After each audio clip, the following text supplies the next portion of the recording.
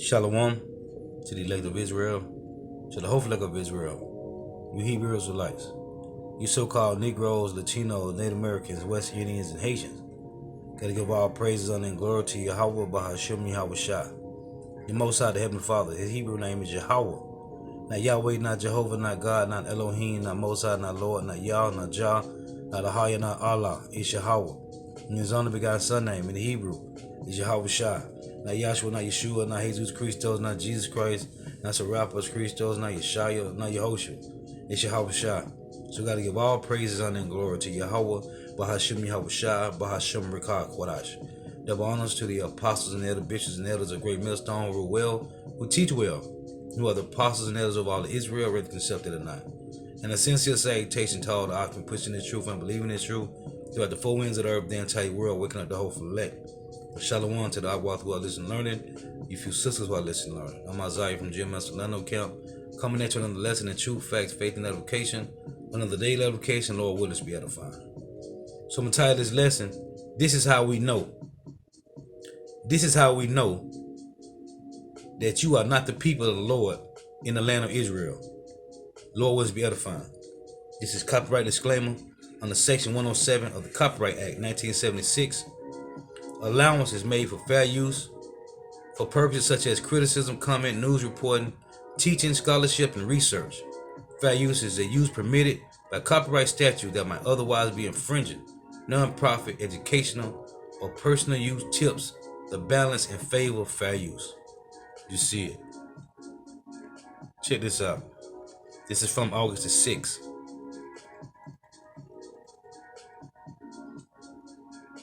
Tensions are mounting again between Israel and Palestine, and the exchange of air raids and rocket attacks has entered its second day. An Israeli aircraft struck in Gaza, and Palestinians fired rockets at Israel after an Israeli operation against the Islamic Jihad militant group ended more than a year of relative calm along the border. Israel says it struck Palestinian Islamic Jihad group, which was preparing to launch rockets.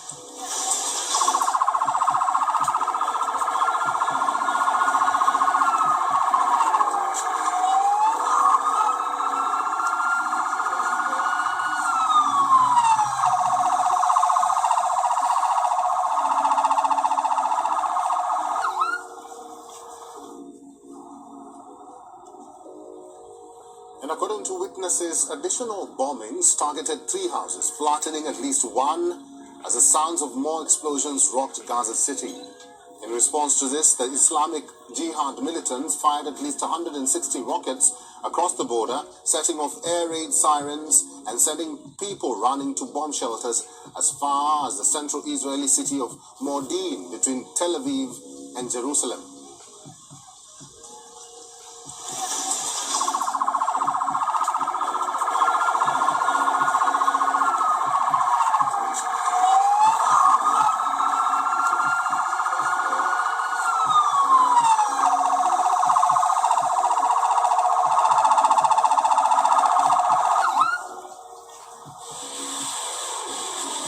According to the Israeli authorities, most of these missiles were intercepted and there were no reports of serious casualties. Israel's military warned that deadly airstrikes against the militants in Gaza could last a week.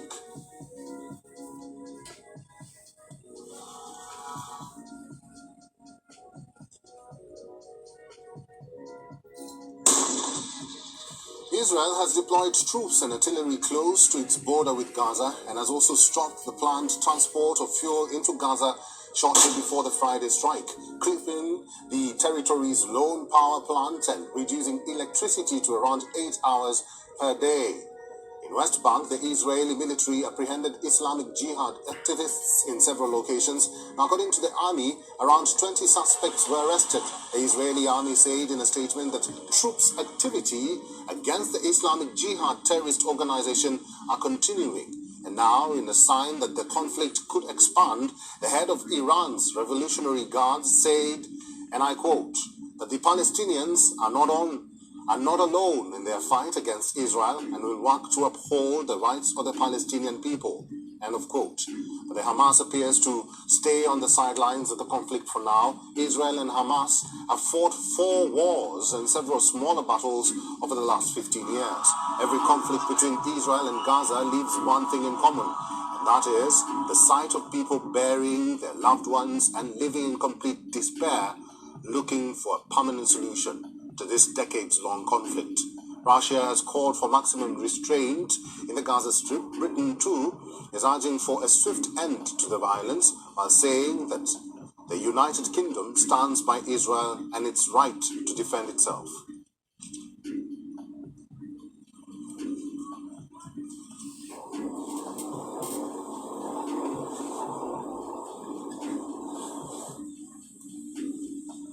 Joining us live now from Tel Aviv is Mir Javed Anfar. He is Middle East analyst and co-author of the Nuclear Sphinx of Tehran. Welcome to WION, Mir. Thank you. Hello there. What really sparked this fresh round of tensions? It looks like that Israel had prior intelligence that Islamic Jihad was about to embark on a number of attacks. There was some there was some indications that Islamic Jihad had the terrorist infrastructure in West Bank. Then there was a very big concern that the head of Islamic Jihad went to Tehran. We have to remember that unlike Hamas, Islamic Jihad almost 100% depends on the Islamic Republic of Iran for its not just funds, but also political relationship. Hamas also has good relations with Iran, but it's not. It doesn't receive orders like from Tehran as Islamic Jihad does. So there seems to be that there was reports that Islamic Jihad was by the orders of Iran was about to launch on a campaign against Israel. So Israel took the initiative and started attacking Islamic Jihad targets in Gaza and also arrested a number of Islamic Jihad people in the West Bank. Javed Anfar, let me ask you this. In your own view, do you see the situation escalating from here on? Difficult to know. To be honest with you, as long as Hamas doesn't get involved, I don't think it's going to get worse. Look, the situation is that you have to remember that Hamas and Islamic Jihad, they live together in the same area, but right now it's not in the interest of Hamas for the situation to get out of hand. So Israel will have to be careful about what kind of attacks it carries on. It will have to be careful about the civilian casualties. And if the civilian casualties are kept relatively low and Israel doesn't strike Hamas targets, I don't think the situation is going to escalate, because I don't think Hamas is too happy with the way that Islamic Jihad has challenged Hamas's ambitions to keep some kind of stability in Gaza. Finally, Mir, before I let you go, how potent is the Palestinian Islamic Jihad? And how do you see the statement of the Iran's Revolutionary Guards, who have vowed to stand by Palestinians? Look, PLO and Hamas are the two biggest Palestinian political organizations. Israel must try to improve relations with the PLO, because they have recognized Israel and we have security cooperation with them. We can't do anything with Hamas. Hamas doesn't recognize our right to exist. Islamic Jihad is the third biggest organization. It's a militant organization that calls for the elimination of Israel. It's much more militant than Hamas. Unlike Hamas, Islamic Jihad has not participated in elections, in Palestinian elections, because it seems that its Iranian bosses don't want it to stand in the ballot box because they might be defeated. And it's very concerning that Iran is openly saying that they're behind this. But at the same time, it's not very surprising, because Iran and Israel have been involved in a war from 1982, when Iran started supporting the Hezbollah movement in Lebanon. Mir, finally, I did say that I'll let you go, but this is my final question to you. The Israeli army says that its military offensive, the military offensive in the Gaza Strip may extend over a week. What will be the possible repercussion of these actions by the forces? That's another very good question. To be honest, I think look, you can't eliminate Islamic Jihad completely. I think what the message Israel wants to send to Iran via Islamic Jihad is that Israel will not allow Iran to use Islamic Jihad to threaten its security. And I think the goal will be to strike as hard a blow as possible to Islamic Jihad's military infrastructure and its personnel, so that their capabilities are set back. And also Iran recognizes that for the time being, Israel will not allow Islamic Jihad to be used in order to undermine Israel's security. But that doesn't mean Iran's going to stop. Iran has another proxy called Hezbollah in Lebanon. We see them threatening the gas fields inside Israeli territory, the Karish gas fields. And then, once this conflict in Gaza calms down, we may face a new crisis up north with Iran's other proxy, Hezbollah. Mir Javed Anfar is a co-author of the Nuclear Sphinx of Tehran and also a Middle East analyst. Thank you very much for making time and for talking to WION today. This is Psalm 79:1. It reads, O power, the heathen are coming to thine inheritance. Thy holy temple have they defiled. They have laid Jerusalem on heaps. And what we see is going on over there in the land of Israel is they landing on heaps, man. This is Isaiah chapter 1, verse 7. It reads, Your country is desolate. Your cities are burned with fire. Your land, strangers devour it in your presence, and it is desolate as overthrown by strangers. What these devils doing? Let me get this here.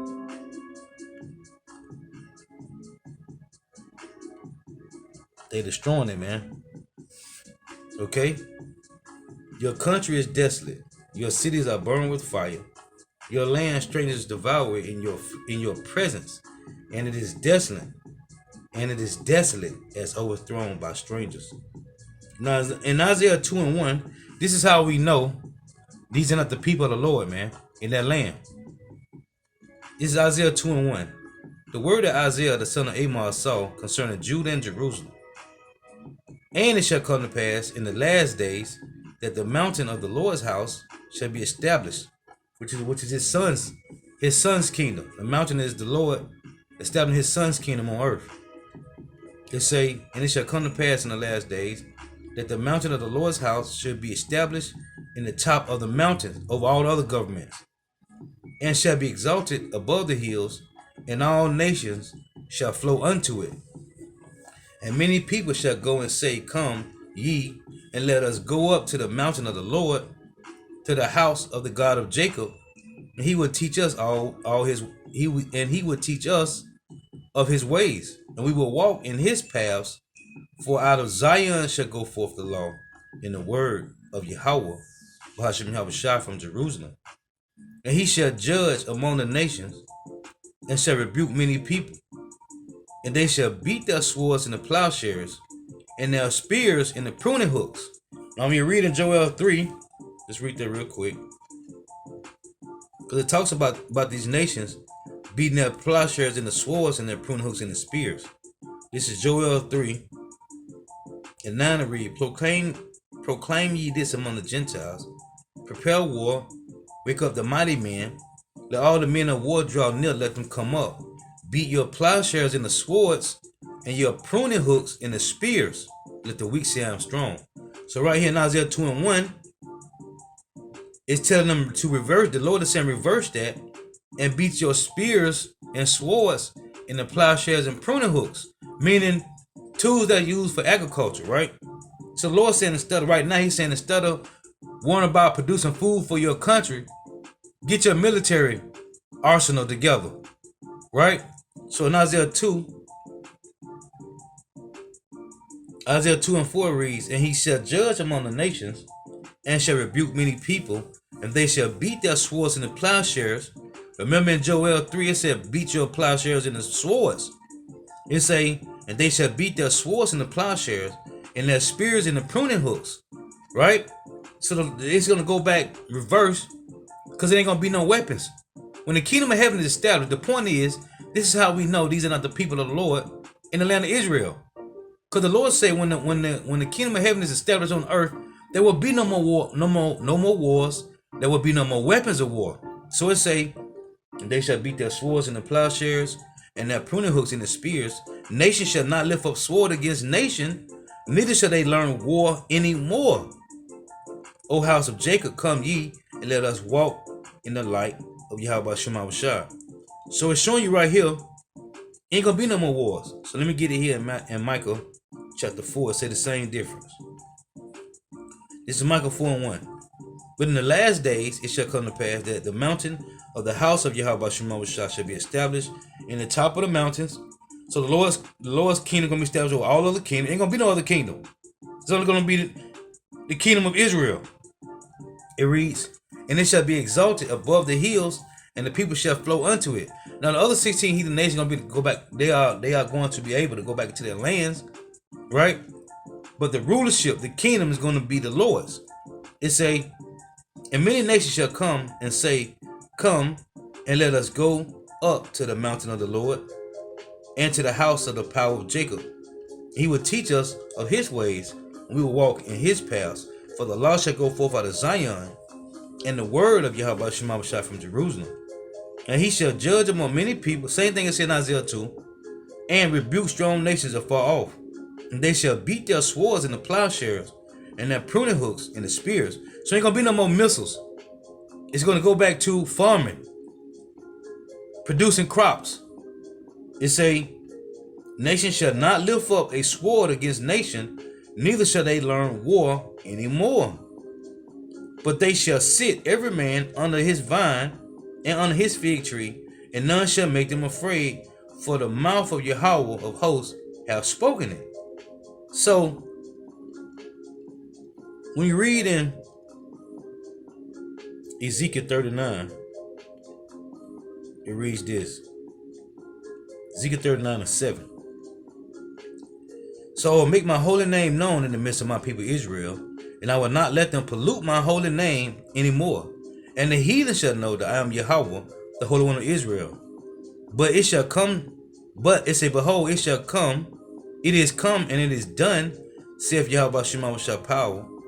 This is the day whereof I have spoken. And they that dwell in the cities of Israel shall go forth, and shall set on fire and burn the weapons, both the shields and the bucklers, the bows and the arrows, and the handstaves and the spears, and they shall burn them with fire 7 years, which is completion. So that they should take no wood out of the field, neither cut down any of the forest, for they shall burn the weapons with fire, and they shall spoil those that spoil them, and rob those that rob them, saith the Lord Yahweh Shema Shah. So when Yahweh Shah's kingdom is established, ain't gonna be no more weapons of war, man. And this is how we know this is not the people in the land of Israel, man. The Lord said this in Ezekiel 37. This is Ezekiel chapter 37 in verse 21. It reads, and say unto them, thus saith the Lord power, behold, I will take the children of Israel from among the heathen, whether they be gone, and I will gather them on every side and bring them into their own land. And I will make them one nation in the land upon the mountains of Israel, and one king shall be king to them all. Where is the king in the land of Israel? He's not there. And they shall be no more two nations, the southern and northern kingdom, neither shall they be divided into two kingdoms anymore at all.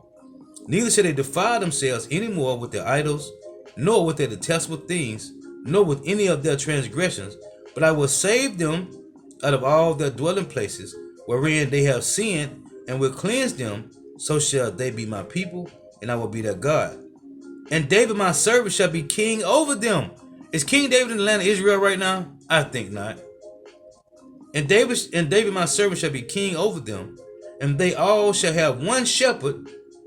They shall also walk in my judgments, and observe my statutes, and do them. You see, King David is going to be in the land, man. He's going to be Yahweh Shah, King David, the 144,000 elect, and all of Israel, man. This ain't going on in the land right now, man. That's why Isaiah said this. This is Isaiah 63, and 17 it reads, O Yahweh, why hast thou made us to err from thy ways, and harden our heart from thy fear? Return for thy servants' sake the tribes of thine inheritance. We know who the servants is. Leviticus 25 and 55. The Lord said, Israel is my servants, whom I brought forth out of the land of Egypt. It's verse 18. The people of thy holiness have possessed it but a little while. Possessed what? The land of Israel. We only had it for a little while. King David had it for a 40 and another 30, which was 70. And then Solomon had it for 40 years. 40 years of peace with Solomon, which represented, it was the beginning representation of Yahushua ruling the earth in righteousness and peace forever. But we only had it for a little while. To say, the people of thy holiness have possessed it but a little while. Our adversaries have trodden down thy sanctuary. We are thine. Thy never bearers rule over them. They were not called by thy name. So we only had the land of Israel for a little while, man. So if this is supposed to be the kingdom of heaven right now, and these people in the land are supposed to be the people of the Lord, why is there war going on? The scriptures say there will be no more war. And they say when the kingdom of heaven is established, that the weapons will be burnt for 7 years, man. So this is how we know this is not the people of the Lord. And I got this other clip here. Check this out. Me and the brother talk about this all the time, man. About when the pills be gone, reality gonna set in, man. When there is no marijuana and pills to pop and lean and liquor, reality gonna set in, man. Check this out. A serious conflict between the US and China is brewing. And if you're against it, you must make your voice heard while you still can, because once it starts, it'll be too late.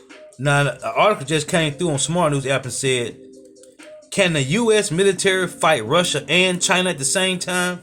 I think not. And this is what's going to happen. Can the U.S. military fight Russia and China at the same time? And Iran going to join too, man. And no, they can't fight Russia and China at the same time. Two powerhouses? I think not.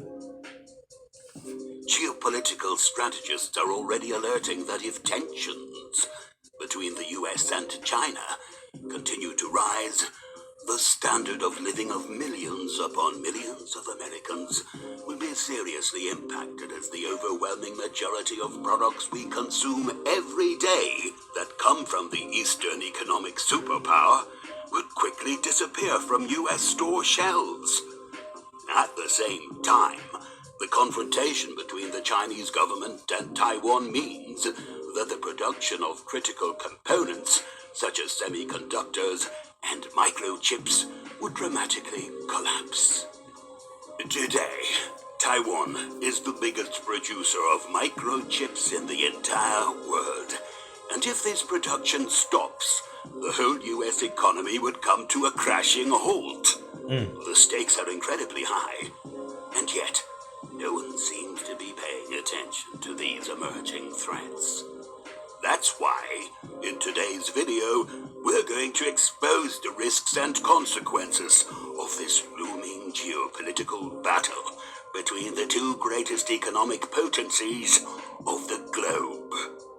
Before moving on, please don't forget to leave a thumbs up and subscribe to our channel so you don't miss our future videos. Last week, when rumors that the House of Representatives Speaker Nancy Pelosi would visit Taiwan started to spread, Chinese authorities issued an ominous warning. We would like to tell the US once again that China is standing by, and the Chinese People's Liberation Army will never sit idly by. China will take resolute responses and strong countermeasures to defend its sovereignty and territorial integrity. Foreign Minister spokesman Zhao Lijian told reporters when asked about the fallout from Pelosi leading a congressional delegation to Taipei. As for what measures, if she dares to go, then let's wait and see, Zhao added. The US government was aware that her visit to Taiwan would absolutely enrage the Chinese, but they sent her and her delegation anyway. They were received by Taiwan's foreign minister, Joseph Wu, and Sandra Utkirk, the top US representative in Taiwan. But the visitors pushed US-Chinese relations to a new low. Pelosi's arrival triggered a furious response from China at a time when international tensions already are elevated by Russia's aggression toward Ukraine. China considers Taiwan part of its territory, and Chinese authorities have never been afraid of using force to bring it under their control. The US government warned China against using the visit as an excuse for ordering unnecessary military action against Taiwan. But China's foreign And the name of this clip, this video is A Matter of Life and Death. Americans will be without medicine once trade with China stops. Now, this is an infomercial, so bear with me. Salakia.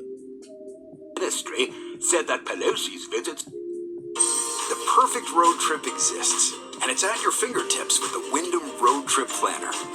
Seriously damaged peace and stability in the Taiwan Strait, and has a severe impact on the political foundation of China-US relations, seriously infringing China's sovereignty and territorial integrity. The Chinese government promptly warned that there would be a military response, and now the entire globe is anxious to see what that will be. Not taking action would look like a big victory for Nancy Pelosi and the United States. But in real terms, there is no way that Xi Jinping is going to let this go and forget about it. So the next developments could change everything.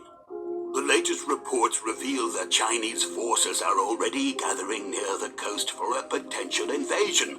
But there's still uncertainty over a full-blown aggression against Taiwan. Strategists argue that instead of launching an attack overnight, China is far more likely to overtake a couple of the small islands right off the Chinese coast that currently belong to Taiwan. And if that's the case, the Biden administration would feel compelled to respond very aggressively. Right now, both sides keep raising the stakes, which means that tensions could escalate into a full-blown conflict in the Pacific very rapidly. And once a geopolitical battle begins, our trading relationship with China would immediately come to a halt.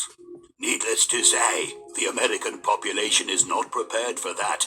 A clash of such immense proportions would hurt our economy very badly in countless ways. A very worrying consequence this conflict might bring is a widespread shortage of medicine. Over the past decade, our domestic production of medicine has steadily declined, and that's a serious problem.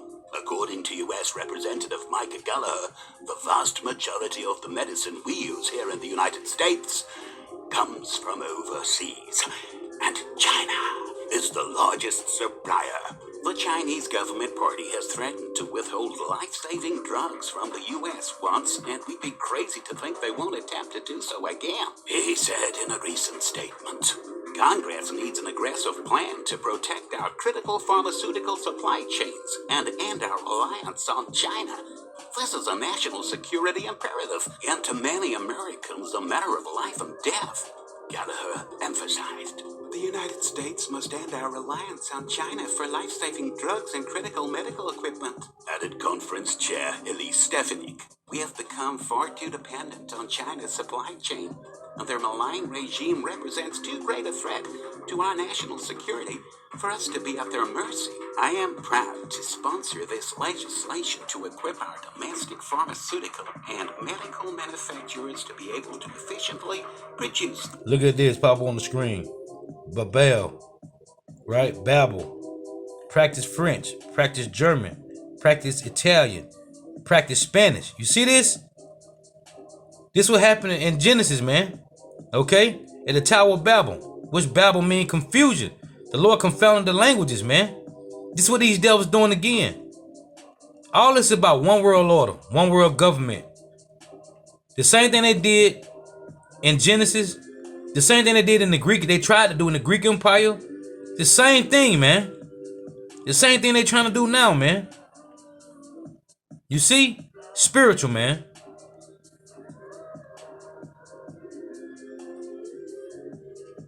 These items here in the United States Through this effort, Americans can have better peace of mind regarding who they rely on for their own personal health needs. She continued. On the same note, Republican Bill Posey noted that 80% of the drugs that Americans depend on come from overseas. China, whose pharmaceuticals have been subject to numerous recalls, is the largest manufacturer. As a result of this reliance, the U.S. has not produced basic medicines like in the case of penicillin since 2004. Health authorities in the U.S. are saying that if the conflict accelerates, our domestic supply of antibiotics will dry up incredibly fast. Right now, the U.S. has virtually no capacity to manufacture antibiotics. That's because China currently controls roughly 90% of the global supply of inputs needed to make the generic antibiotics that treat bronchitis, pneumonia, pediatric ear infections, and life-threatening conditions such as sepsis. You see that? They control 90% of the supplies to inputs needed to make the genetic antibiotics, man. And we be talking about this all the time. We talk about this all the time, man. When there is no more drugs out here, you can't get no more Loracets and Percocets and Darvocets. You can't get none of the sets. You can't get no more weed and liquor, no kind of drugs. It's gonna be pandemonium out here, man. We keep telling you this is finna take place, man. You think this is a coincidence? This is a lesson? This is a video? No, man, this is real, man.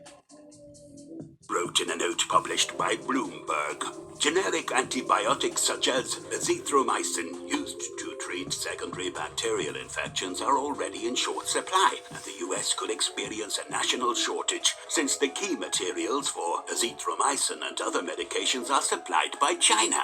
The Chinese government is fully aware that the U.S. is extremely vulnerable to antibiotic shortages. In fact, executives of the U.S. healthcare industry affirmed that Beijing orchestrated a long-term cartel strategy that successfully drove the production of antibiotics and thousands of other generic drugs out of the United States.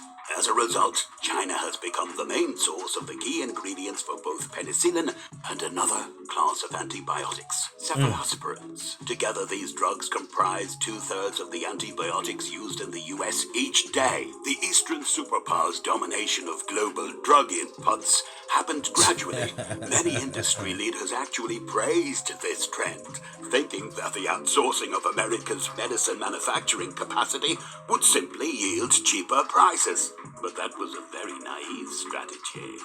Now that Beijing holds a virtual monopoly on medicine inputs, it can charge monopoly prices.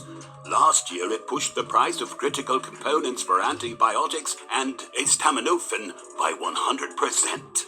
The truth is that we should have never allowed ourselves to become so dependent on one of our primary global rivals. Many experts have been telling the U.S. government to take action before a scenario like this occurred, but nothing was ever done. Rosemary Gibson, a senior advisor. See how the Lord set this up, man? You see how the Lord set this up? That Babylon the Great, most of the stuff that come to Babylon the Great is from other countries, man. So like, y'all want this?